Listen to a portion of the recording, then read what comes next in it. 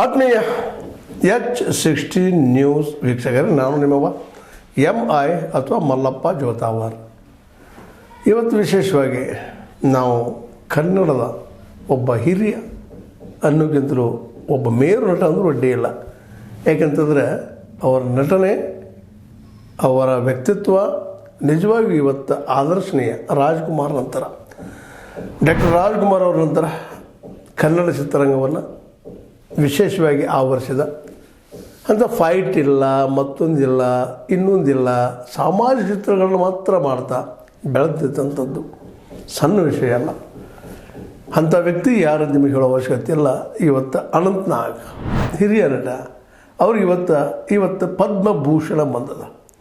ಪದ್ಮಭೂಷಣ ಕೊಟ್ಟು ಗೌರವಿಸುವಷ್ಟು ಮಟ್ಟಿಗೆ ಇವತ್ತು ಬೆಳೆದಿದ್ದಾರೆ ಅವರು.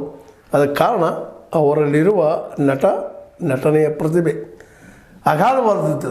ಯಾವುದೇ ಪಾತ್ರವನ್ನು ಕೊಟ್ಟರು ನಿರರ್ಗಳವಾಗಿ ಅಷ್ಟು ಸುಂದರವಾಗಿ ಬಿಂಬಿಸುವಂಥ ಮತ್ತು ಸ್ವತಃ ಸುಂದರನೂ ಅವರ ಚಿತ್ರಗಳ ಬಗ್ಗೆ ವಿಶ್ಲೇಷಣೆ ಮಾಡೋಗಿದ್ರು. ಒಟ್ಟಾರೆಯಾಗಿ ಹೇಳುವಂಥದ್ದು ಏನಪ್ಪ ಅಂತಂದ್ರೆ, ಕೇವಲ ಅವರೊಬ್ಬ ನಟ ಮಾತ್ರ ಅಲ್ಲ, ಸಮಾಜಕ್ಕೊಂದು ಆದರ್ಶನೂ. ಒಬ್ಬ ನಟ ಹೇಗಿರಬೇಕು, ಒಬ್ಬ ವ್ಯಕ್ತಿ ಹೇಗಿರಬೇಕಪ್ಪ ಈ ಒಂದು ಜೀವನದಲ್ಲಿ ಅಂತೇಳಿ ಸ್ವಲ್ಪ ದಿನ